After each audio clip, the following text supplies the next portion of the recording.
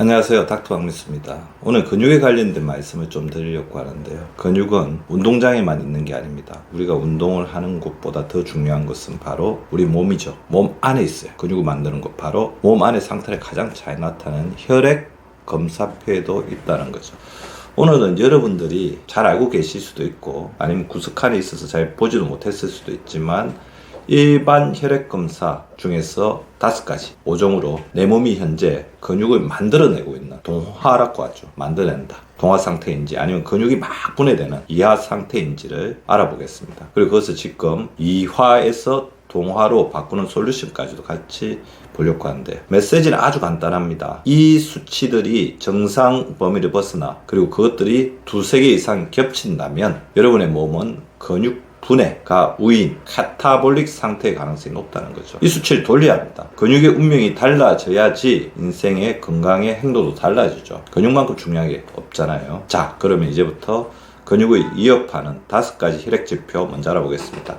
다 예상하셨을 거예요. 혈당 축입니다. 공복혈당과 당화혈색소. 자, 공복혈당 다 아십니다. 식전의 혈당이죠. 당화혈색소는 우리 적혈구, 혈색소에 묻어있는 당의 퍼센트를 나타낸 것이고 3개월 동안의 평균적인 혈당 조절 정도를 보는 거죠. 자, 목표는 공복혈당은 70에서 99, 당화혈색소는 5.7 미만, 즉 5.6, 5.5 그 상태 이하로 유지하자는 거죠.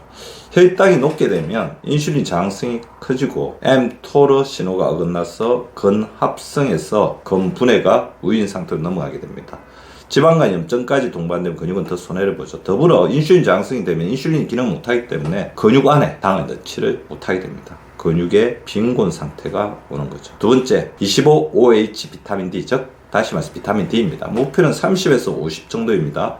비타민 D가 부족하게 되면 근수축과 신경견의 조절 능력이 떨어지고 넘어져서 골절의 위험도 올라가죠. 근육의 점화 플러그가 약해지는 셈입니다. CRP, 다른 검사에서는 HS-CRP라고 되어 있습니다. 목표는 HS-CRP가 1.0 이하입니다. 아래를 유지해야 된다는 거죠. 만성염증 수치죠. CRP가 높으면 만성염증이 몸속에 높다는 겁니다. 만성염증은 유비키틴 프로테아종 경로를 통해서 근육의 단백 분해를 가속화시킵니다. 숨어있는 염증이 조용히 근육을 깎아낸다는 거죠. 우리 몸에 만성염증이 있을 때 모든 장기가 타격받지만 그 중에서도 근육이 타격을 직접적으로 받습니다. 더불어 근육에서 나오는 마요카인 아시죠? 그 마요카인이 이 염증을 또 줄여낸다는 것도 명심하셨으면 합니다. 즉 만성염증이 근육을 분해하지만 근육이 충분하면 이 근육 자체가 만성염증을 막아낸다. 그렇게 생각하시면 되겠습니다. 호르몬 관련해서는 아까 제가 인슐린을 말씀드렸지만 아침 코티졸과 또 같이 붙어 다니는 DHEA도 굉장히 중요하다고 생각합니다. 코티졸 높다, 스트레스 호르몬이 높다는 거죠. 이 코티졸 계속 높으면 이 코티졸로 가는 경로에 집중되기 때문에 DHEA로 가는 경로, DHEA는 항노화 호르몬이라고 말씀을 드릴 수가 있을 것 같아요. 이 DHEA가 낮아지게 됩니다. 즉 코티졸이 높고 DHEA가 연령별, 성별, 하원보다 낮다면 카타볼릭 톤, 즉 근육의 분해 무드가 우세할 가능성이 큽니다. 코티졸은 단백 분해와 인슐린 저항성을 위로 올리고 DHEA는 그 효과를 일부 상쇄하는 그 효과를 가지고 있는데 DHEA가 낮고 코티졸이 높다면 근육이 분해될 수밖에 없겠죠. 크레아티닌도 중요합니다. 크레아틴이 높다. 당연히 안 좋은 거죠. 하지만 우리가 모르는 이면이 있습니다. 크레아틴은 근육량의 간접 지표입니다. 물론 이제 말씀드린 것처럼 정상 범위 이상이면 신장에 문제가 있는 거겠죠. 하지만 크레아틴은 근육량을 나타내는 간접 지표이기 때문에 정상 범위 내에서 체중이 줄어들고 악력이 감소하면서 크레아틴이 지속적으로 하락한다면 근감소, 사이코페니아 신호일 수도 있다는 것입니다. 자, 왜 근육이 줄어드는지 5줄로 기준을 요약해 보겠습니다.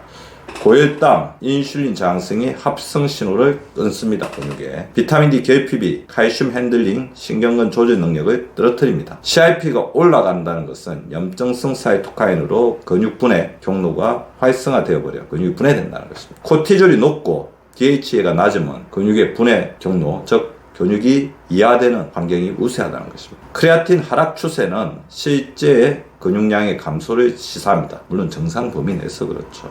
크레아틴 높은 거는 당연히 우리 몸에 신장이 떨어지고 있으니까 또 주의를 기울여야 하는 겁니다. 자, 역전 솔루션 8주 근육보호 프로토콜을 말씀드리겠습니다. 자, 검사는 경보이죠. 그러면 그 경보를 받았을 때 우리는 루틴을 세워야 됩니다. 그래서 근육을 지켜야 합니다. 지금부터 단 8주만 따라서 해봅시다. 솔루션은 다음과 같습니다. 식후에 10분 걷기 하루에 2-3번 해주십시오. 식후 10분 걷기만으로도 말초의 포도당 흡수가 늘어나고 혈당 스파이크가 줄어듭니다. 인슐린 기능이 좋아지는 거죠. 인슐린 저항성이 풀리면 근육 안으로 에너지가 잘 전달돼요. 동화 환경이 살아납니다. 솔루션 2. 근력 운동을 일주일에 2-3회 단백질을 하루에 체중 1kg당 1g에서 1.2g 섭취하자는 겁니다. 하체 중심 복합 운동으로 큰 근육을 유지합니다. 런지, 스쿼팅 할 수 있는 운동 다 하십시오. 걷기도 하시고요. 제가 항상 알리는 손허벅지 운동도 좋습니다. 단백질은 체중 1kg당 1.0에서 1.2g을 매일 섭취해 주십시오. 물론 신장 질환이 있다면 반드시 개인하셔야 하고요. 주치와 상의를 하셔야 되죠. 식물성 단백질과 동물성 단백질을 제대로 공급해 주시는 게 필요합니다. 자, 솔루션 3은 비타민 D의 적정하이고요. 아침빛을 10분에서 12분 째는 겁니다. 혈액 농도를 30에서 50으로 반드시 유지할 수 있도록 주의를 기울여 주시고요. 아침 자연광은 일주기 리듬을 정렬해서 비타민 D 합성을 높이는 것뿐만 아니라 수면과 호르몬 환경을 바로잡는다는 것을 반드시 명심해 주시기 바랍니다. 하루의 피로가 쌓이고 스트레스 쌓이는 저녁에는 코, 사, 입6, 즉 호흡이죠. 2분 틈날 때마다 2회씩 해주시기 바랍니다.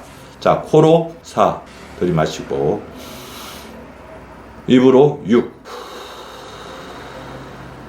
미주신경을 깨우고 코티졸 톤을 낮춥니다. 4대6의 비율로 하되 꼭 4초 6초 하라는 거 아닙니다. 편하게 진행해 주십시오. 자, 잠들기 전 2분, 그 다음 식사 후에 2분 이렇게 해주시면 스트레스도 줄이고 식탐도 눌러주게 됩니다. 솔루션 5번째, 초가공 가당 음료를 줄여주십시오. 그리고 알코올은 주 2회 이내도 절주해 주시기 바랍니다. 가당 음료를 줄이고 알코올을 절주하는 것만으로도 CRP, 혈당, 코티졸에 모두 유리합니다. 솔루션 6은 수면 7시간에서 9시간 개인화하시고요. 취침 2시간 전에는 스크린, 카페인은 오프하는 것입니다. 수면은 최대 동화 호르몬이자 근육의 최대 재생 시간입니다. 취침 2시간 전부터는 스크린과 카페인을 끊고 매일 같은 시간에 잠자리에 들고 일어납니다. 솔루션 7, 만약 비만이라고 한다면 체지방, 즉 체중을 5에서 7%씩 점진적으로 감량해 주십시오. 비만인 사람에게 해당합니다. 내장지방이 줄어들면 인슐린 저항성 염증이 함께 내려갑니다. 근육은 더 적은 지방,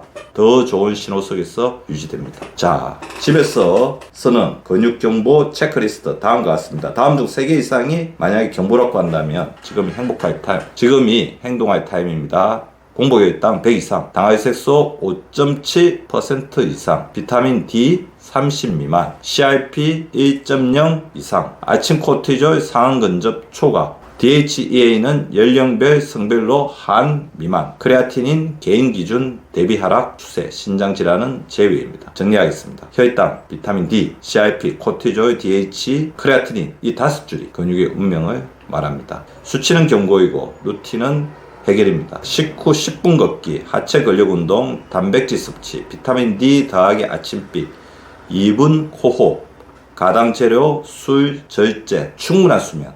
오늘 시작하시면 8주 후에 몸이 대답할 것입니다. 전 닥터 박민수였습니다. 다음 영상에서 뵙겠습니다.